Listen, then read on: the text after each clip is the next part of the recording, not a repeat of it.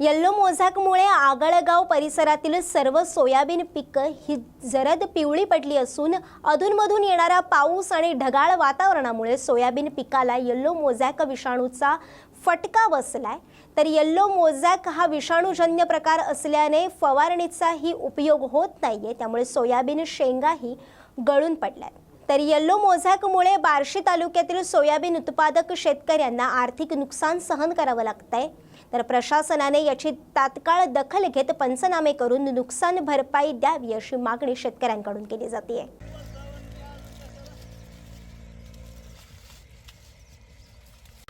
आगळगाव परिसरात 31 August 1 September आणि 2 सप्टेंबरला भरपूर प्रमाणात पाऊस झाला।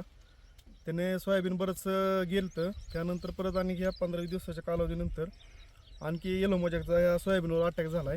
पंचनामे तर होतील, पण शेतकऱ्याला लवकरात लवकर जशी मदत मिळेल यासाठी शासनाने प्रयत्न करावे। सरकार 8 दिवसाचा अभ्यास करणार असून नंतर धनगर समाजाला एसटी मधून आरक्षण कसे देणार आहोत या सगळ्याचा GR काढण्यात येणार आहे। 2 करोड धनगर जमातीच्या प्रतिनिधी या ठिकाणी होते। कोर कमिटी होती, सर्व खासदार, आमदार, माजी आमदार होते। सर्वांच्या मतानं सरकारला आम्ही 8 दिवसाचा कालावधी दिलेला आहे आणि 8 दिवसाच्या आत सर्व प्रकारचा अभ्यास करून 8 दिवसानंतर या ठिकाणी धनगर ST आरक्षणासाठी GR काढला जाईल अशा प्रकारची आम्हाला खात्री वाटल्यामुळं आम्ही सरकारला एवढा 8 दिवसाचा कालावधी दिलेला आहे। उद्या सकाळी 11:30 वाजता पंढरपूरमध्ये समाजाचे सर्व नेते मंडळी, सर्व कार्यकर्त्यांना विचारात घेऊन त्या ठिकाणी पुढील दिशा ठरवली जाईल। पांडुरंग, मेरगळ आणि या कोर कमिटीचा एक समन्वयक आहे राज्याचा मी। पालम येथील जिल्हा मध्यवर्ती सहकारी बँकेत शेतकऱ्यांची दिवसेंदिवस गर्दी पाहायला मिळते। तसेच शेतकऱ्यांना वेळेवर पैसे मिळत नसल्यानं पालम तालुक्यातील मोठ्या गावात कॅम्प घेऊन ATM देण्याचा उपक्रम बँकेने हाती घेतलाय। तर बँक अंतर्गत असलेल्या सर्व सन्माननीय सदस्यांना आतापर्यंत अंदाजे 2000 ATM वाटप करण्यात आले। तसेच यापुढे 2 ते 3000 ATM शेतकऱ्यांना वाटप करणारे असे शाखा व्यवस्थापक MD नरवाडे यांनी सांगितले। तर 15 सप्टेंबर रोजी जिल्हा मध्यवर्ती बँकेचे संचालक माननीय गणेशराव रोकडे यांच्या हस्ते हे अनेक शेतकऱ्यांना ATM वाटप करण्यात आले। मध्यवर्ती बँकचा खातेदार आहे। मला जिल्हा मध्यवर्ती बँकने ATM दिल्याबद्दल मी त्यांचे ऋणी आहे। बँकेच्या माध्यमातून शेतकऱ्याला लवकरात लवकर पैसे मिळण्याकरता सगळ्या शाखेमध्ये 3-4 दिवसापासून ATM वाटप करण्याचा कार्यक्रम मोठ्या प्रमाणामध्ये आहे। काल शनिवारी सुट्टी होती, आज रविवार जरी असला तरी सर्व शेतकऱ्याला ATMची सुविधा उपलब्ध करून देण्याकरता सर्व कर्मचारी सुट्टीच्या दिवशी सुद्धा आलेत आणि प्रत्येक मोठमोठ्या गावाला सुद्धा कॅम्प घेऊन तिथं ते ATMची व्यवस्था, जसं पारवा असो, परकंडा असो, मोठमोठ्या गावाला सुद्धा ATM देण्याची त्या ठिकाणी व्यवस्था केली आणि त्या ठिकाणी कॅम्प उभारलेत आणि शेतकऱ्याची लवकरात लवकर पैसे मिळावे आणि कोणाची अडचण होऊ नये।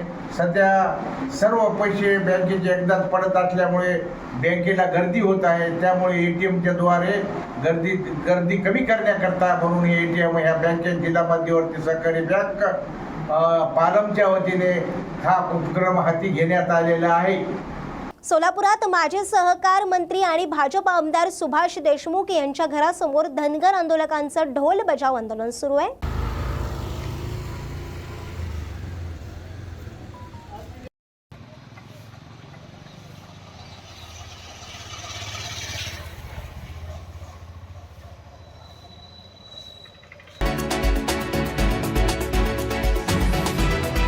अशाच बातम्या बघण्यासाठी पाहत रहा न्यूज मराठी 24/7। नवा भारत, नवा विचार। धन्यवाद।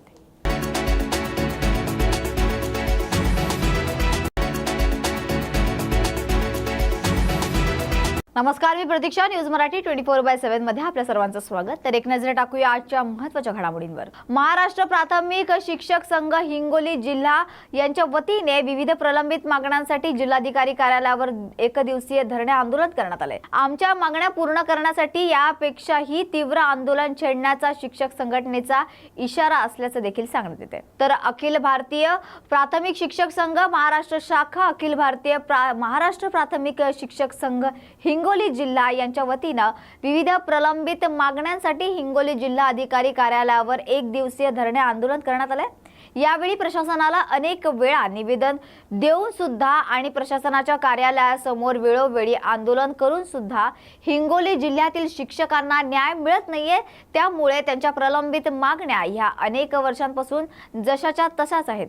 त्यामुळे पुन्हा एकदा अखिल भारतीय प्राथमिक शिक्षक संघ हिंगोली हे रस्त्यावर उतरले असून आपल्या प्रलंबित मागण्या, ज्यामध्ये दिनांक 22 मे 2024 रोजी दिलेल्या निवेदनानुसार चौकशीचा अहवाल संघटनेचा देण्यात यावा, तसेच प्रलंबित शिक्षकांना निवड श्रेणीचा लाभ त्वरित देण्यात यावा, पात्र प्राथमिक शिक्षकांना विशेष शिक्षक म्हणून दर्जा नोंदी देण्यात यावी, तसेच DCPS धारक शिक्षकांच्या कपात रकमेचा हिशोब त्वरित देण्यात यावा, गेल्या 3 वर्षांपासून राहिलेल्या जिल्हा पुरस्काराचे त्वरित वितरण करण्यात यावे, अशा विविध मागण्यांसाठी या संघटनेच्या माध्यमातून करण्यात आल्या आहेत. तर या होत्या आजच्या महत्त्वाच्या घडामोडी. अशाच महत्त्वाच्या घडामोडींसाठी पाहत रहा न्यूज मराठी 24/7. नवा भारत, नवा विचार.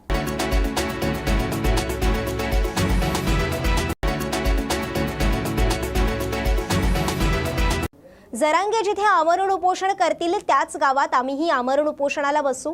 जरांगे यांचं उपोषण सुरू झाल्यानंतर दुसऱ्या दिवशी आम्हीही उपोषण सुरू करू, असा इशारा ओबीसी आंदोलक नवनाथ वाघमारे यांनी दिला असून अंतरवाली सराटीमध्ये मराठा विरुद्ध ओबीसी उपोषण सुरू होण्याची शक्यता आहे. तर सापडलेल्या 57 लाख कुणबी नोंदी रद्द करण्याच्या मागणीसाठी आमचं उपोषण असेल, असं सांगत लक्ष्मण हाके आणि मी दोघेही अंतरवालीच आमरण उपोषणाला बसण्याचा इशारा वाघमारे यांनी दिलाय. जरांगेंनी उद्यापासून उपोषण सुरू केलं तर आम्ही परवापासून उपोषण करणार आहोत. जरांगेच्या एक दिवस पुढे आम्ही त्याच गावात, ज्या गावात जरांगे उपोषण करतील त्याच गावात, त्यांनी अंतरवाली सराटीत जर उपोषण केलं तर आम्ही अंतरवाली सराटीतच जाऊन उपोषण करू. त्यांनी दुसरं कुठलं गाव शोधलं तर त्या गावात जाऊन आम्ही उपोषण करू. जर मुख्यमंत्र्याला उपोषणाचीच भाषा आणि जशाच तसं करण्याची जर भाषा कळत असेल तर आम्हाला आता इथून पुढे जरांगे जिथं उपोषणाला बसतील त्याच गावात जाऊन उपोषण करावं लागेल. तरच मुख्यमंत्र्याला कुठेतरी आमच्या मागण्या काय आहेत ते ऐकायला वेळ भेटेल. जरांगेंना भेटायला आल्यानंतर ते आम्हालाही भेटतील आणि आमच्या मागण्या काय आहेत त्यांना त्या ऐकून घ्याव्याच लागतील. त्यामुळे आम्ही जरांगे ज्या गावात बसतील त्या गावात जाऊन उपोषण करणार असल्याचं आम्ही त्या मागणीवर ठाम आहोत. या उपोषणाला हाके साहेब सुद्धा उपोषणात सहभागी होणार आहे का? यस, नक्की. दोघंही आम्ही उपोषणाला बसणार आहोत आणि जरांगे जिथं बसतील त्याच गावात उपोषणाला बसणार आहोत. उपोषणाला तुम्हाला परवानगीची भेटलेली आहे का? जरांगेंनी कुठं परवानगी घेतली उपोषणाला? जरांगेंनी आजपर्यंत ज्या ज्यावेळी उपोषण घेतले त्यावेळी परवानगी कुठे घेतली?